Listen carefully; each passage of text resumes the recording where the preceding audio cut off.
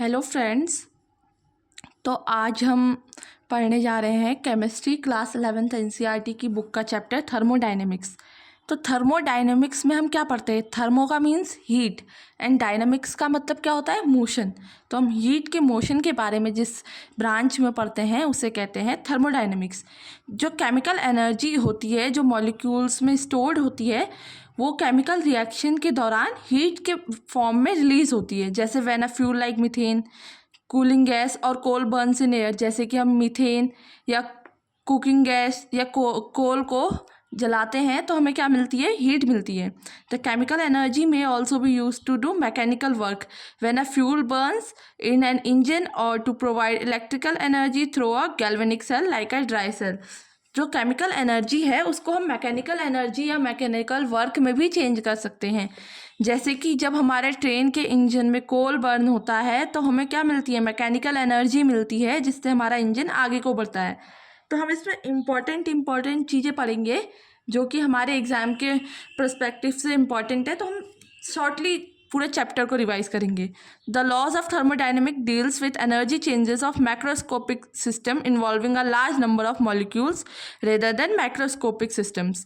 तो जो थर्मोडायनेमिक्स के लॉ हैं वो एनर्जी चेंज को कैसे स्टडी करते हैं? मैक्रोस्कोपिक सिस्टम में। मैक्रोस्कोपिक मतलब बड़े सिस्टम में। ये नहीं कि हम एक मॉलिक्यूल के ऊपर उसको स्टडी करेंगे, हम बहुत सारे मॉलिक्यूल्स के ऊपर उसको स्टडी करेंगे तो वो मैक्रोस्कोपिक सिस्टम कहलाता है। और अगर एक मॉलिक्यूल या माइक्रो सिस्टम में उसकी स्टडी हो तो उसे माइक्रोस्कोपिक सिस्टम कहते हैं। ठीक है।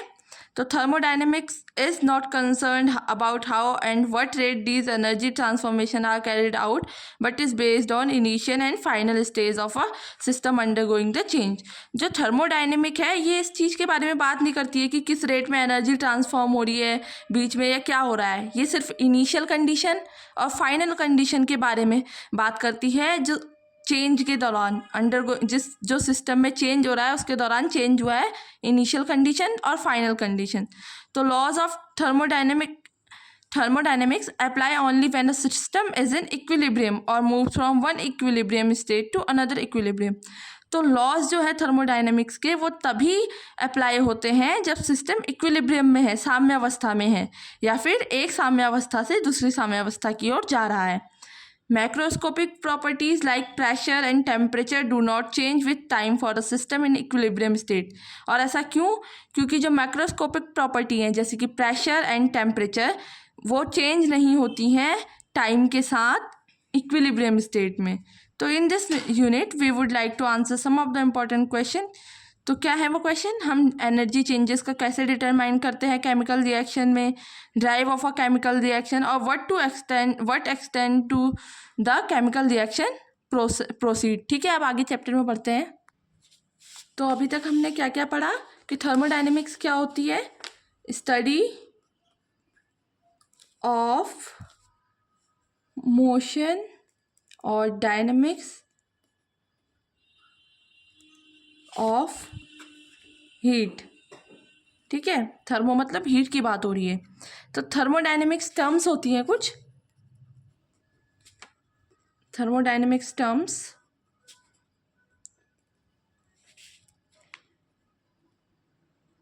तो अब हम उनको देखते हैं। The system and the surrounding. तो सबसे पहले जिस चीज़ के ऊपर हम स्टडी कर रहे हैं, जिसके ऊपर हम बात कर रहे हैं, उसे हम कहते हैं सिस्टम, और उसके बाहर जो है उसे क्या कहते हैं? सराउंडिंग। ठीक है। अब जो रिमेनिंग यूनिवर्स, और सिस्टम और सराउंडिंग को ऐड करके क्या बनता है? हमारा universe. However, the entire universe other than the system is not affected by the change taking place in the system। अगर सिस्टम में कोई चेंज हो रहा है तो उससे जो सराउंडिंग है उसको कोई इफेक्ट नहीं होगा। ठीक है। Therefore, for all practical purposes, the surrounding are that portion of the remaining universe which can interact with the system। Usually the region of space in the neighborhood of the system constitutes its surrounding। तो surrounding क्या है? ऐसा portion है universe का remaining जो system के साथ interact करता है। तो for example if we are studying the reaction between two substances A and B kept in a beaker. अब हमने दो क्या करा? सब्सटेंस ले लिए जो एक बीकर में रखे हैं A और B, the baker containing the reaction mixer is the system. तो ये बीकर है, इसमें हमने दो सब्सटेंस ले लिए A और B। जो ये बीकर है जिसने मिक्सचर को कंटेन करा है, ये क्या हो गया हमारा सिस्टम। ये क्या है हमारा सिस्टम। अब अगर ये हमारा सिस्टम है तो रूम, जो ये कमरा है जहाँ ये बीकर रखा है, ये क्या हो गया हमारा सराउंडिंग। तो होप अब मैं समझती हूँ कि आप लोग को इसमें अंतर पता चल गया होगा सिस्टम और सराउंडिंग में। तो हम अब आगे बढ़ते हैं, ठीक है। अब जो क्या है, सिस्टम में भी डिफाइंड बाय फिजिकल बाउंड्रीज। अब कुछ ना कुछ फिजिकल बाउंड्री है जो सिस्टम को सराउंडिंग से अलग कर रही है, बीकर की दीवारें। तो जो ये बीकर की दीवारें हैं इसको हम क्या कहते हैं, बाउंड्री। ये क्या है हमारी बाउंड्री, जो क्या कर रही है, जो क्या कर रही है, सिस्टम को सराउंडिंग से अलग कर रही है। अब आगे बढ़ते हैं टाइप्स ऑफ सिस्टम। तो टाइप्स ऑफ सिस्टम देखते हैं। टाइप्स ऑफ सिस्टम्स, पहला है हमारा ओपन सिस्टम। ओपन सिस्टम में क्या होता है, there is exchange of energy and matter between system and surrounding. माना कि हमने ये एक बीकर लिया, इसे खुला रख दिया, इसमें गैस है, तो इसका जो एनर्जी और मैटर है ये हमारा सिस्टम हो गया, ये हमारा सराउंडिंग हो गया जो बाहर है, ठीक है। अब इसके अंदर हमने माना गैस ले ली, तो गैस बाहर भी जा रही है, अंदर भी आ रही है, गैस बाहर जा रही है और एनर्जी भी इसकी चेंज हो रही है। तो presence of reactant in an open beaker. तो रिएक्टेंट क्या है हमारा गैस। अब गैस तो वैसे पूरी निकल जाएगी, हम ऐसा भी मान सकते हैं हमने कोई ऐसी रिएक्शन ले ली जिसमें गैस प्रोड्यूस होती हो, या कोई रिएक्टेंट ले लिया, तो क्या हो गया, ये हमारा ओपन सिस्टम हो गया। जो ये बाउंड्री है ये खाली एक इमेजिनरी सरफेस है, इसका कोई फ़र्क नहीं पड़ रहा है क्योंकि ऊपर से तो हमारा सिस्टम क्या है, खुला है। अब दूसरा सिस्टम हम पढ़ते हैं क्लोज सिस्टम। तो क्लोज सिस्टम क्या होता है, क्लोज सिस्टम में no exchange of matter. Close system आपका क्या होगा, there is no exchange of matter बस exchange of energy is possible between system and the surrounding. The presence of reactants in a closed vessel made of conducting material copper और steel is an example of close system.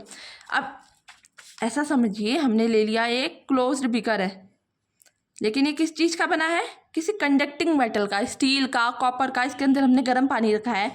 तो क्या होगा, जो heat energy है वो बाहर जा सकती है क्योंकि ये कंडक्टिंग मटेरियल है कॉपर का। ये क्या है हमारे पास, हॉट वाटर। भले ही ये सब तरफ से बंद है लेकिन क्या हो रहा है, हमारा एनर्जी का ट्रांसफर सराउंडिंग को हो जा रहा है।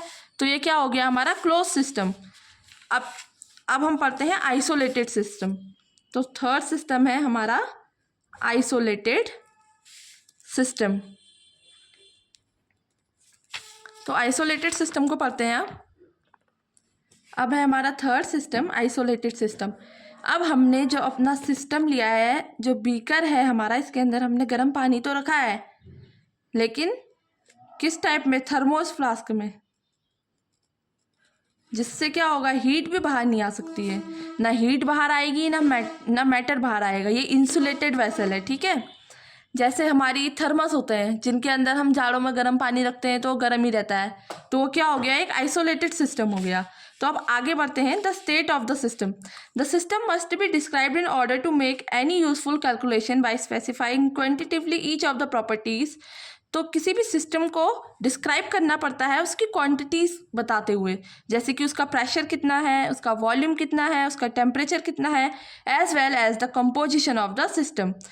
और उसमें कंपोजिशन क्या है सिस्टम का, ठीक है। We need to describe the system by specifying it before and after the change.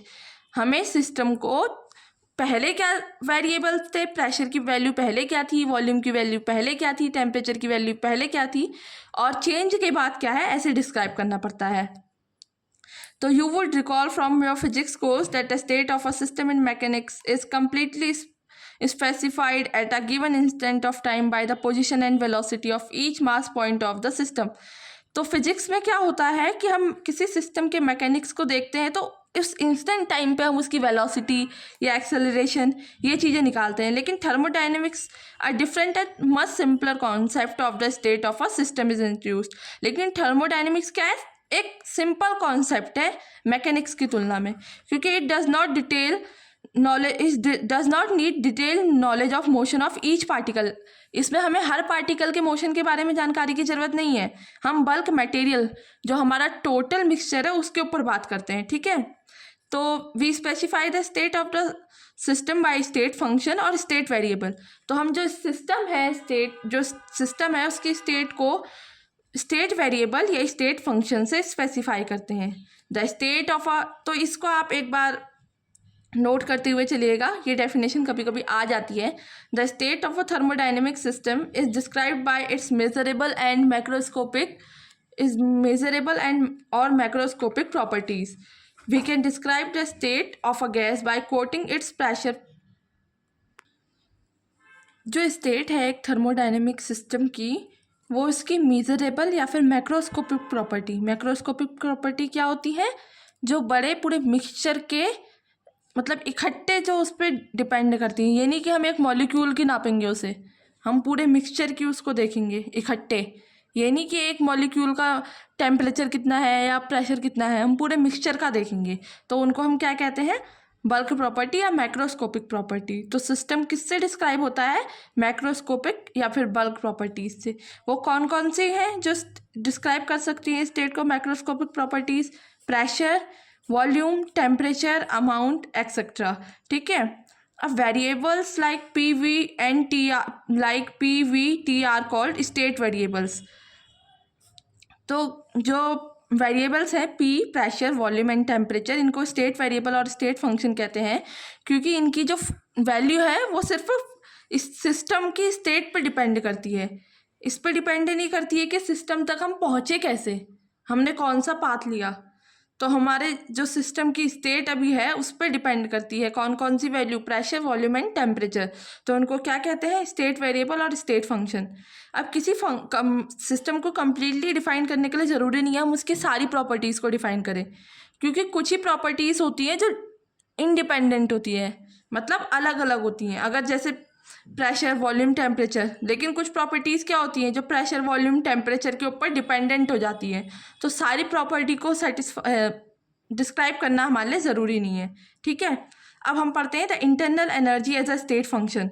तो हम किसी केमिकल सिस्टम के गेन या लॉस के बारे में, एनर्जी के गेन या लॉस के बारे में जब बात करते हैं तो हमें एक क्वांटिटी इंट्रोड्यूस करनी पड़ती है, जो क्या करती है, किसी भी सिस्टम की, कोई भी जो सिस्टम है उसकी टोटल एनर्जी को बताती है। तो उस क्वांटिटी को क्या कहते हैं। अभी एनर्जी कैसी भी हो सकती है, केमिकल के बीच में है तो chemical energy, electrical energy, mechanical और any other type of energy, kinetic energy, potential energy, कोई भी एनर्जी जिसके बारे में तुम सोच सकते हो, इन सब का जो सम होता है, जो सारी एनर्जी का सम है सिस्टम की, तो जितनी भी टाइप की एनर्जी है उनका सम क्या होता है, इंटरनल एनर्जी। इसको हम किससे डिनोट करते हैं, यू से। विच में चेंज, कैसे चेंज हो सकती है इंटरनल एनर्जी, अगर हमारे सिस्टम में हीट आए या सिस्टम से हीट बाहर जाए, या फिर सिस्टम के द्वारा कोई कार्य किया जाए, वर्क किया जाए, या सिस्टम पे कोई वर्क किया जाए। मैटर एंटर्स और लीव द सिस्टम, या फिर हमारा जो मैटर है वो सिस्टम में एंटर करे, कुछ मिक्स कर दिया जाए या उसमें से कुछ निकाल दिया जाए। तो these system are classified accordingly, जैसा हमने पढ़ा था 5th चैप्टर में, उस हिसाब से work. Let us first exam, जैसा अभी हमने पहले पढ़ा था कौन कौन से सिस्टम के स्टेट होते हैं, ओपन, क्लोज और आइसोलेटेड। तो बाद में इन सिस्टम को क्लासिफाई कर दिया जाता है ओपन, क्लोज और आइसोलेटेड सिस्टम में। अब जो हमारा सबसे इम्पॉर्टेंट यहाँ से शुरू हो रहा है वर्क। तो हमें इंटरनल एनर्जी में क्या होता है, चेंज को एग्जामिन करना होता है किसी काम को करते वक्त। We take a system containing some quantity of water in thermos flask और इन एन इंसुलेटेड बीकर। हम क्या कर रहे हैं, एक सिस्टम ले रहे हैं, यानी कि हमने एक वाटर लिया थर्मोस फ्लास्क या इंसुलेटेड बीकर, जिससे हीट बाहर ना जा सके, ना ही मैटर बाहर जा सके। This would not allow exchange of heat, जो क्या करेगा, एक्सचेंज ऑफ हीट अलाउ नहीं करेगा। और इस टाइप के सिस्टम को हम क्या कहते हैं, एडियाबैटिक, जिसमें ना जिसमें हमारा जो एक्सचेंज ऑफ हीट है between the system and surrounding through its body क्या है वो ज़ीरो है। एक्सचेंज ऑफ हीट सिस्टम और सराउंडिंग के बीच में क्या है, ज़ीरो है। इसको क्या बोलते हैं सिस्टम को, एडियाबैटिक सिस्टम। तो ये आप लोग नोट करते रहिए। The manner in which the state of such a system में be change will called be adiabatic process.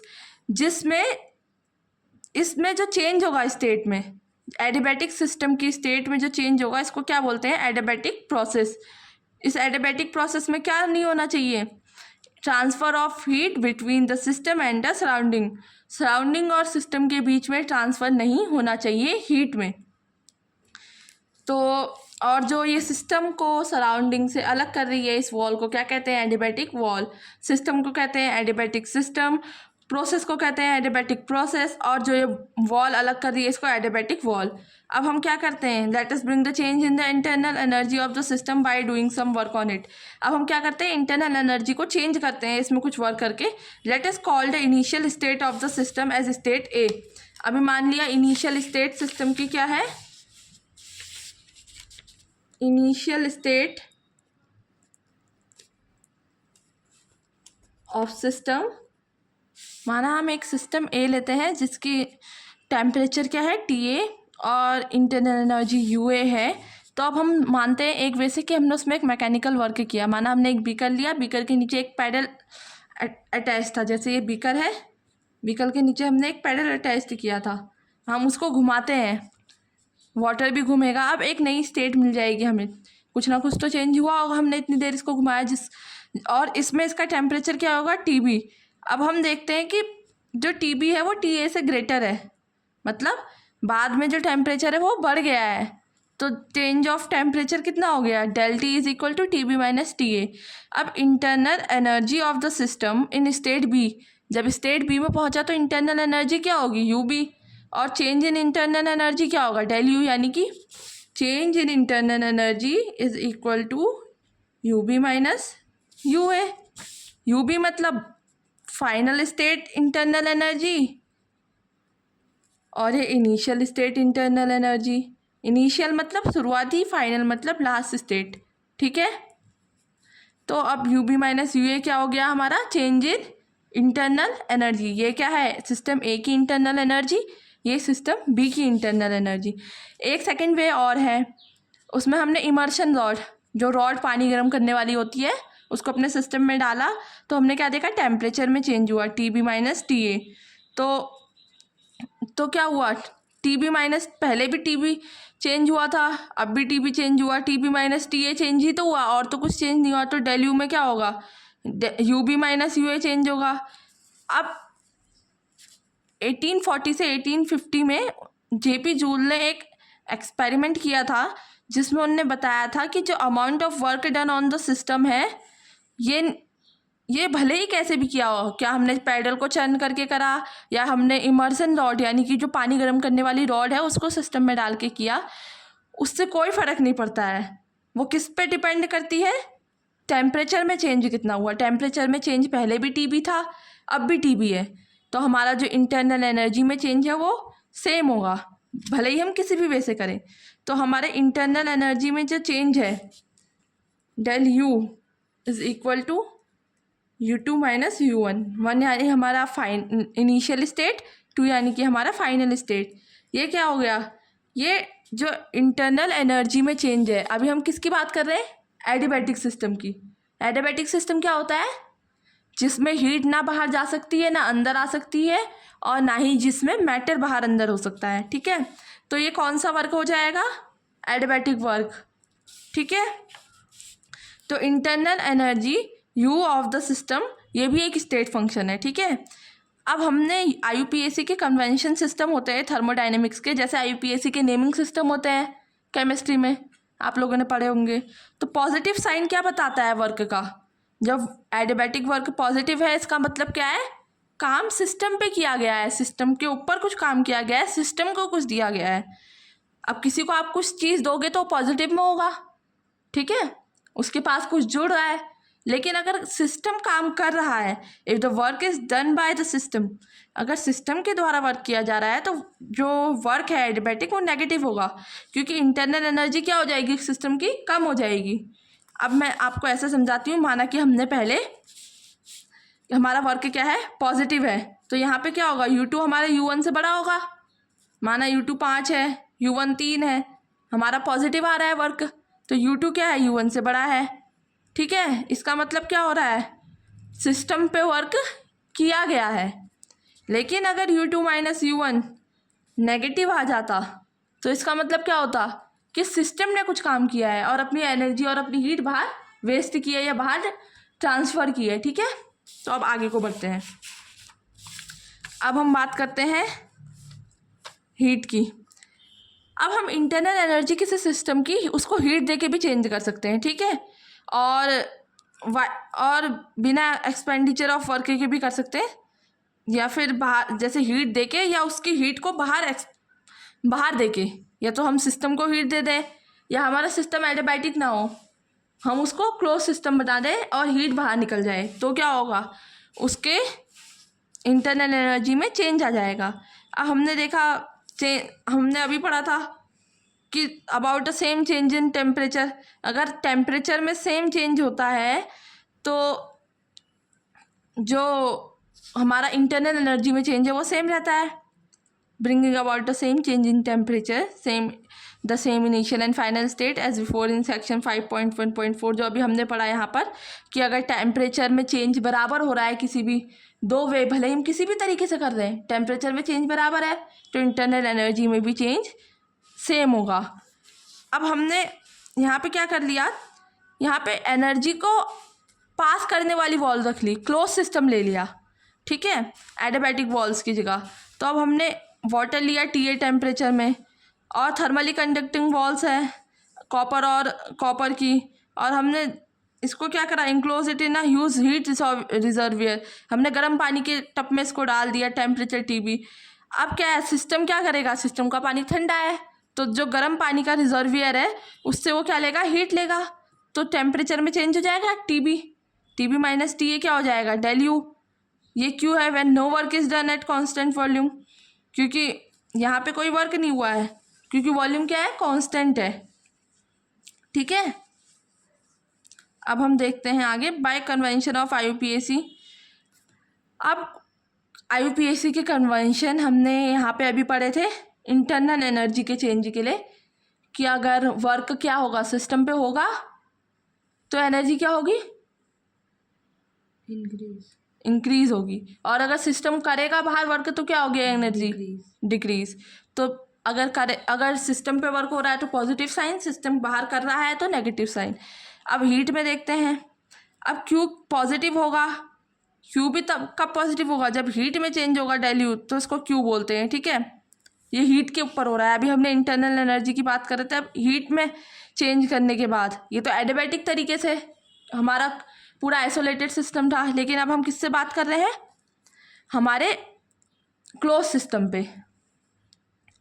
तो अब यहाँ पे क्या बता रहे हैं हम, Q पॉजिटिव कब होगा, जब हीट हमारे सिस्टम में आई है, हमने गर्म पानी के टब में रखा, हीट हमारे सिस्टम में आई।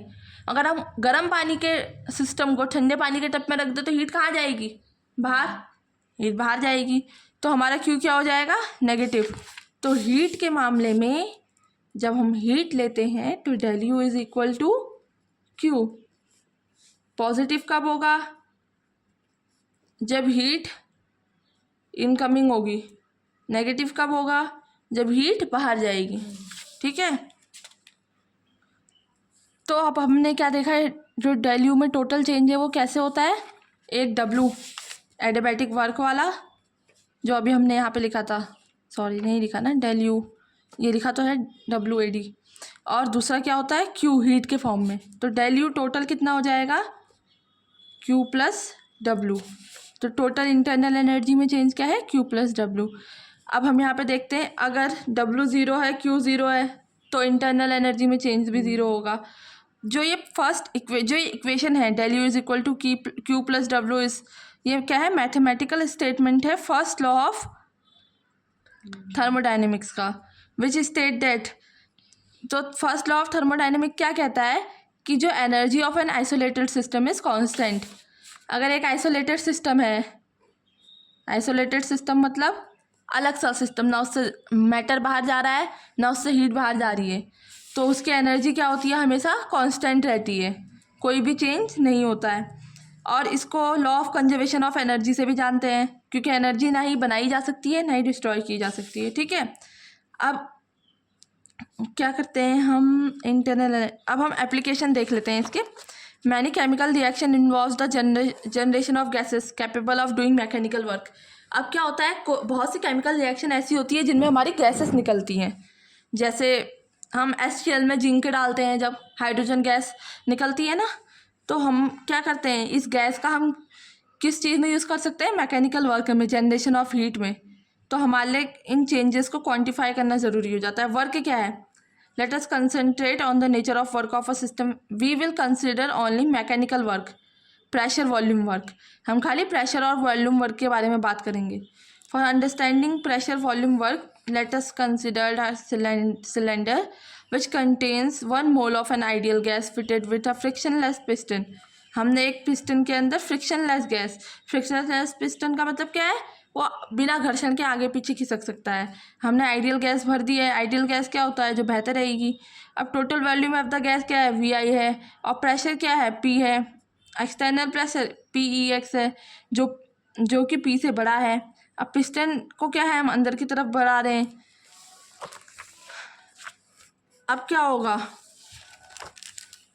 अब जब इनसाइड जो प्रेशर है इनसाइड, वो क्या हो जाएगा, PEX के बराबर। अब जो चेंज है वो एक सिंगल स्टेप में किया जाएगा, और वॉल्यूम में कितना चेंज हो जाएगा, VF। अब दबा रहे हो किसी गैस को तो उसकी वॉल्यूम में चेंज होगा ड्यूरिंग दिस कंप्रेशन। अब क्या हमने सोचा, किस कंप्रेशन के लिए वॉल्यूम, मतलब जब हमने, जैसे ये समझिए, ये पिस्टन है, इसके अंदर हम इसे दबा रहे हैं, कुछ चेंज हुआ ना, इस कैप से कुछ लंबाई में चेंज हुआ। ठीक है, तो ये cross sectional area of the piston A है, और जो डिस्टेंस है वो L है। तो वॉल्यूम में चेंज कितना हुआ, L इंटू A। लंबाई के वॉल्यूम कैसे निकालते हैं, एरिया इंटू, मतलब length into height into breadth. लेकिन यहाँ पे हमें एरिया और लेंथ दिया है, तो हम वॉल्यूम निकाल सकते हैं ना, एरिया और लेंथ। तो डेल V कितना हो गया, डेल V वॉल्यूम चेंज कितना होगा, VF माइनस VI, मतलब final volume minus initial volume. और ये कितने के बराबर है, L इंटू A के बराबर। अब हमें ये भी पता है कि pressure is equal to force upon area. अब फोर्स क्या है, पिस्टन में प्रेशर इंटू एरिया। प्रेशर क्या था, PEX, एरिया क्या है, A। अब हमने यहाँ पे देखा वर्क क्या होता है, force into distance into force into distance. अब हमने यहाँ पे, हमें पता है कि प्रेशर क्या होता है, प्रेशर होता है हमारा फोर्स अपॉन एरिया। तो फोर्स हमारा क्या हो गया, प्रेशर इंटू एरिया। वर्क क्या होता है, फोर्स इंटू डिस्टेंस। अब हमने क्या बात की यहाँ पे, कि हमने एक पिस्टन लिया और हमने ये फ्रिक्शनलेस पिस्टन लिया, जो अपने आप अंदर बाहर हो सकता है। ठीक है, मतलब हम इसको अंदर को कंप्रेस करेंगे तो बाहर को आ जाएगा। अब यहाँ पर हमने इसको यहाँ तक दबाया, ये इसका क्रॉस सेक्शनल एरिया A हो गया, और ये इसका लंबाई यहाँ तक की L हो गई, जितना हम इसको अंदर ले गए। ठीक है, तो अब हमारा पूरा एरिया कितना चेंज हो गया, वॉल्यूम में चेंज, जितना ये चेंज है लेंथ इंटू एरिया। अब वॉल्यूम में चेंज हम कैसे निकालेंगे, पहले हमारे पास जब पिस्टन दबाया नहीं था तो हमारी वॉल्यूम इतनी थी, अब हमारी वॉल्यूम इतनी हो गई है, क्या हो गई है, कम हो गई है। तो अब हम इसको क्या कर सकते हैं, VF माइनस VI, ये कितने के बराबर होगा। अब VI में से VF हटा दोगे तो क्या बचेगा, ये length into area, L into A। ठीक है, तो अब आगे देखते हैं। अब हमने क्या बोला, फोर्स पिस्टन में क्या हो गया, हमने अभी बताया था कि पिस्टन के अंदर का प्रेशर क्या है, PEX हो गया जब हमने उसको अंदर को प्रेस किया। तो इंटू एरिया, ये क्या हो गया, फोर्स हो गया पिस्टन में। अब W जो वर्क डन है सिस्टम पे movement of the piston, W क्या होता है हमारा, हमें पता है, फोर्स इंटू डिस्टेंस। अब अभी हमने देखा कि PEX हमारा प्रेशर है, इंटू एरिया, ये क्या हो गया, फोर्स। डिस्टेंस कितना हमने ट्रेवल किया, L, तो ये हमारा डिस्टेंस हो गया। तो अब अभी हमने देखा कि A और L हमारा कितना आ रहा है, डेल V, वॉल्यूम में चेंज, यही तो आ रहा है वॉल्यूम में चेंज। ये तो पता है ना क्यूबॉइड की वॉल्यूम कैसे निकालते हैं सभी को, क्यूबॉइड की वॉल्यूम क्या करते हैं, क्यूब की होगी ए क्यूब कर देंगे, क्यूबॉइड की होगी length into breadth into height कर देंगे, ठीक है। ऐसे ही हमने क्या करा, अब किसी दो, जैसे तुमने लेंथ और ब्रेथ को इंटू कर दिया तो क्या आ गया एरिया, इंटू हाइट करा तो क्या आ गया वॉल्यूम। ऐसे ही हमने एरिया की जब लेंथ से इंटू करी तो हमारे पास क्या आ गया, चेंज इन वॉल्यूम। अब समझ आ गया होगा। तो डब्ल्यू हमारा क्या होता है, फोर्स इंटू डिस्टेंस। फोर्स हमने क्या निकाली, P x into area into ये फोर्स हो गई, ये डिस्टेंस हमने एल ट्रेवल करा। तो अब हमने अभी अभी देखा ए इंटू एल क्या है, डेल वी के बराबर वॉल्यूम में चेंज, जो कि नेगेटिव साइन के साथ, क्योंकि वॉल्यूम घटेगी ना, ये वॉल्यूम कम हो गई वी एफ। अब हम इसमें सिर्फ वी आई को घटा रहे हैं। यहाँ पे हमने देखा ना वी आई ज़्यादा थी, वी एफ कम थी, कम में से ज़्यादा को घटाएंगे तो माइनस साइन आएगा, ठीक है। अब minus P x del V, या फिर हम इसको ऐसे लिख सकते हैं minus P X minus V F minus V I. ये हमने अभी बताया आपको, ये माइनस में आएगा, ठीक है। इसके अंदर नेगेटिव का साइन आएगा, मतलब इनटू में है, ये नेगेटिव का साइन आएगा। इस क्वांटिटी को ही हम वी एफ माइनस वी आई लिख रहे हैं, क्योंकि ये क्या है, डेल वी वॉल्यूम में चेंज, तो इसी को हम वी एफ माइनस वी आई लिख रहे हैं। अब हमने क्या देखा कि वर्क क्या है, सिस्टम पे किया गया है मूवमेंट ऑफ द पिस्टन से, तो वर्क ये हो गया। अब negative sign of this expression is required to obtain conventional sign for W which will be positive।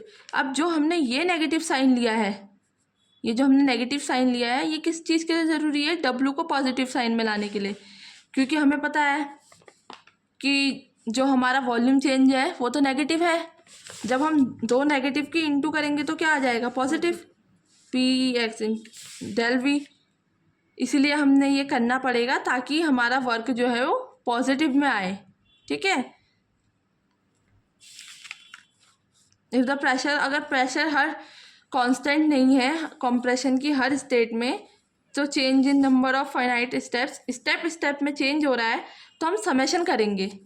Summation मतलब जैसे पहले P1 था डेल वी के साथ, उसको इंटू करेंगे, फिर P2 था डेल वी के साथ, उसको चेंज करेंगे। माना कि पहले स्टेज में P1 था, फिर घट गया P2 हो गया, फिर बढ़ गया P3 हो गया, तो हम क्या कर लेंगे, समेशन पता है ना क्या होता है, जोड़ना सब चीज़ों को अलग अलग जो आ रही हैं, ठीक है। अगर प्रेशर कांस्टेंट नहीं है तो हम इंटीग्रेशन भी कर लेते हैं। इंटीग्रेशन पता है ना, किसी भी चीज़ का सारा सम ले लेना dv अमाउंट पे। अब हम इसको पढ़ते हैं। अब एक प्रोसेस को या चेंज को रिवर्सिबल कब कहते हैं, जब उसको इस वे में करा जाए कि हम उसको वापस से रिवर्स कर सकें, वापस से बिना किसी चेंज के उस स्टेट में ले जा सके। A reversible process proceed infinitely slowly by a series of equilibrium states. अब जैसे यहाँ पे देखो, यहाँ पे एक स्टेप बन रहा है, फिर एक स्टेप बन रहा है, एक स्टेप बन रहा है, लेकिन जो रिवर्सिबल है वो ऐसे जाएगी और फिर हम इसको ऐसे ही वापस ले जाएंगे, ठीक है। तो जो रिवर्सिबल प्रोसेस है वो स्लोली इनफाइनाइटली स्लोली चलती है इक्विलिब्रियम स्टेट के साथ, such that system and the surrounding are always in near equilibrium which each other. इस तरीके से होती है कि सिस्टम और सराउंडिंग एक दूसरे के इक्विलिब्रियम में आए हमेशा, ठीक है। और जो प्रोसेस रिवर्सिबल नहीं होती, जिनको हम वापस से नहीं ले जा सकते, वापस से पहले के जैसा नहीं कर सकते, उनको रिवर्सिबल प्रोसेस कहते हैं। अब if we relate the work term to the internal pressure of the system, we can relate work to internal pressure of the system।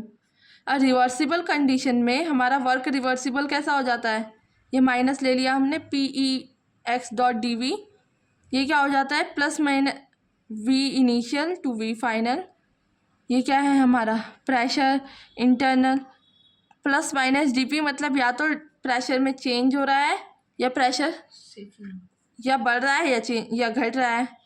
अब हम क्या देख रहे हैं, D P into D V बहुत छोटा है, पी इंटरनल मतलब है हमारा जो पी एक्सटर्नल कैसे निकला, पी एक्सटर्नल का मतलब क्या है, प्रेशर में कुछ चेंज हुआ, या तो घटा या तो कम, क्योंकि हम अभी रिवर्सिबल की बात कर रहे हैं तो कम होता है उसमें चेंज, ठीक है, तभी तो हम उसको वापस ले जा पाएंगे। अगर ज़्यादा चेंज हो गया तो वापस नहीं हो सकता। तो पी इंटरनल में या तो डी पी प्लस हुआ या माइनस हुआ। अब D P into D V जब हम करते हैं तो डी पी बहुत छोटा है डी वी की रिस्पेक्ट में, तो हम उसको सीधे डी वी लिख देते हैं, ठीक है। अब हम डब्ल्यू रिवर्सिबल निकालते हैं तो पी इंटरनल, प्रेशर जो इंटरनल है उसकी डी वी से इंटू करते हैं तो हमारा वर्क निकल जाएगा रिवर्सिबल के लिए। अब हमें पता है आइडियल गैस इक्वेशन पढ़ी है, तो अभी आपके सिलेबस में हो शायद या इसमें नहीं आई हो, तो उसको P V is equal to N R T लिखते हैं। यहाँ पे वी वॉल्यूम है, N moles number of moles of gas, R gas constant है, टी टेम्परेचर है। तो पी बराबर क्या हो गया, N R T by V. Therefore at constant temperature, constant temperature पे जो प्रोसेस होती है उसे आइसोथर्मल प्रोसेस कहते हैं, ठीक है। आइसोथर्मल कौन सी होती है, आइसोथर्मल प्रोसेस क्या होती है, जो कांस्टेंट टेम्परेचर पे होती है। तो अब यहाँ पे हमने पी की वैल्यू इससे बदल दी, तो ये क्या हो गया हमारा, डी वी बाई वी निकालना आता है इंटीग्रेशन करना। जब 1/x होता है डी एक्स बाई एक्स तो क्या हो जाता है उसका इंटीग्रेशन, बताओ क्या होगा उसका इंटीग्रेशन, log x हो जाता है ना। तो यहाँ पे भी देखो log वी एफ अपॉन, अब माइनस के साइन को चेंज करने के लिए हम अपर और लोअर लिमिट को ऊपर नीचे कर देते हैं, तो log V F minus V I हो गया, ठीक है। अब मैं इसको अगर पूरा समझा दूँ तो ऐसा होता है वी आई वी एफ हमने लिया, यहाँ पे डी वी बाई वी ले लेते हैं, ये हम पे क्या आया log वी, माइनस का साइन था, हमने माइनस के साइन को हटाने के लिए वी आई को ऊपर ले गए, वी एफ को नीचे। जब चेंज करते हैं तो साइन चेंज हो जाता है, पता है। अब हमारे पास log V I to V F आ गया, ठीक है। अब हम इसको क्या लिख सकते हैं,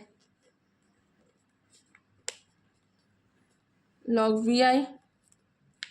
अब जब log माइनस में होता है तो हम क्या लिख लेते हैं, कर लेते हैं, अपॉन में चले जाता है, ठीक है। अब एडियाबैटिक चेंज के लिए Q बराबर 0 होता है, और जब एडियाबैटिक चेंज होता है, अच्छा ये मैं यहाँ पे चलेगी ना, वी एफ बाई। अब फ्री एक्सपेंशन क्या होता है, जब किसी गैस के ऊपर कोई एक्सटर्नल प्रेशर नहीं लग रहा है, उसको हमने फ्रीली छोड़ दिया, तो जब वो एक्सपेंड होती है तो उसको हम क्या कहते हैं, गैस का फ्री एक्सपेंशन। अब W का हमने पढ़ा कि minus P x del V होता है, तो डेल यू क्या हो गया। अब हमने जो फर्स्ट लॉ ऑफ थर्मोडाइनमिक पढ़ा उसमें क्या था, इंटरनल एनर्जी में चेंज कितना होता है, Q प्लस डब्ल्यू की वैल्यू हमने यहाँ से पुट कर दी। अब अगर प्रोसेस जो है कांस्टेंट वॉल्यूम में की है, वॉल्यूम में कोई चेंज नहीं हुआ है, तो डेल वी क्या हो जाएगा 0, क्योंकि वॉल्यूम क्या रही 0। तो इंटरनल एनर्जी क्या हो जाएगी क्यू वी के बराबर, यानी कि कांस्टेंट वॉल्यूम में इंटरनल एनर्जी में चेंज कितना होता है क्यू वी। अब आइसोथर्मल यानी कि टेम्परेचर में कोई चेंज नहीं है, ठीक है। अब टेम्परेचर में कोई चेंज नहीं है, अब वैक्यूम में तो वर्क 0 हो गया, पी एक्सटर्नल 0 हो गया। अब आइसोथर्मल में टेम्परेचर कांस्टेंट है, expansion of an ideal gas into vacuum. और जब आइसोथर्मल फ्री एक्सपेंशन होता है आइडियल गैस का, यानी कि टेम्परेचर कांस्टेंट है, तो डेल टी भी 0 होगा। तो डब्लू क्या होता है 0, क्योंकि पी ई एक्स भी 0 है, हम फ्री एक्सपेंशन कर रहे हैं, मतलब बाहर से कोई प्रेशर नहीं लगा रहे हैं। अब also joule determined experimentally those that, अब जूल ने, हमने बताया था कि जूल ने एक्सपेरिमेंट किया था कि टेम्परेचर में अगर सेम चेंज होता है तो इंटरनल एनर्जी में भी चेंज सेम होता है, कि अगर Q बराबर 0, यानी कि मतलब जो इंटरनल एनर्जी में Q बराबर 0 है, टेम्परेचर में कोई चेंज नहीं है, Q बराबर 0 है, तो डेल यू बराबर भी 0 होगा। अब इक्वेशन 5.1 हमने यहाँ पर जो पीछे थी कि del U is equal to Q plus W, ये आइसोथर्मल रिवर्सिबल और इरिवर्सिबल चेंजेस के लिए अलग अलग तरीके से लिखी जाएगी। For isothermal irreversible change.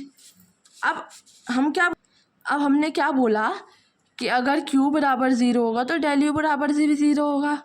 तो डेल U, अब यहाँ पे हमने कोई फ्री एक्सपेंशन कराया, वर्क के बराबर 0 है हमारा, क्योंकि प्रेशर तो लग ही नहीं रहा है ना। जब प्रेशर लगेगा तभी तो वर्क होगा। Px 0 है, W 0 है, और जब Q बराबर 0 हो गया तो डेल U बराबर भी 0 हो गया। अब del U is equal to Q plus W होता है। अब आइसोथर्मल इरिवर्सिबल चेंज में Q 0 कब होगा, मतलब ये डेल U 0 कब होगा, जब Q डेल U हमने क्या बोला कि Q प्लस W के बराबर है। अगर Q जो है वो माइनस W के बराबर हो जाए तो ये क्या हो जाएगा, 0। तो यहाँ पे Q किसके बराबर होना चाहिए आइसोथर्मल इरिवर्सिबल चेंज में, माइनस W के बराबर, जो किसके बराबर होगा, P external volume final minus volume initial. अब आइसोथर्मल रिवर्सिबल चेंज के लिए क्या होगा, रिवर्सिबल यानी कि छोटा चेंज होता है, ठीक है। Q is equal to minus W। अब हमने देखा था रिवर्सिबल के लिए क्या यूज़ करते हैं हम, NRT वाली इक्वेशन। अब NRT वाली इक्वेशन रिवर्सिबल कंडीशन के लिए यूज़ करते हैं। तो यहाँ पे क्या होगा, minus NRT log VF minus VI। अब इसको जब हम NRT को ऐसे LN को लॉग में लाते हैं, लॉग बेस में, तो क्या करते हैं 2.303 से हम इंटू कर देते हैं। और एडियाबैटिक चेंज के लिए Q बराबर 0, एडियाबैटिक चेंज के लिए Q बराबर 0 होता है। तो डेल U बराबर क्या हो जाएगा, वर्क एडियाबैटिक, क्योंकि एडियाबैटिक चेंज में हीट कोई चेंज नहीं होता, तो वर्क Q 0 हो जाएगा। और इंटरनल एनर्जी में चेंज क्या होगा, W एडियाबैटिक, जितना वर्क में चेंज हुआ सिर्फ इतना। तो इसमें अभी तक जो हमने सबसे इम्पॉर्टेंट चीज़ें पढ़ी, एक बार रिवाइज कर लेते हैं। थर्मोडायनेमिक टर्म्स क्या क्या है, सिस्टम, सराउंडिंग, इन दोनों के बीच में क्या है, बाउंड्री। और ओपन सिस्टम क्या है, जिसमें से मैटर, तो ओपन सिस्टम में क्या होता है, जिसमें से गैस, मतलब जिसमें से मैटर और हीट दोनों बाहर जा सकती है। क्लोज सिस्टम में से सिर्फ हीट बाहर जा सकती है, आइसोलेटेड सिस्टम में से कुछ भी बाहर नहीं जा सकता है। इसकी वॉल्स जो है इंसुलेटेड मटेरियल की होती हैं और क्लोज्ड वाले की कंडक्टिंग मेटल की, ठीक है। इनिशियल स्टेट, अब मैंने क्या बताया था, इंटरनल एनर्जी क्या होती है, इसको U से दिखाते हैं। इनिशियल और फाइनल में जो चेंज होता है उसको डेल U से दिखाते हैं। हीट में जब चेंज हीट के रिस्पेक्ट में जब इंटरनल एनर्जी में चेंज होता है तो उसको del U is equal to Q से दिखाते हैं।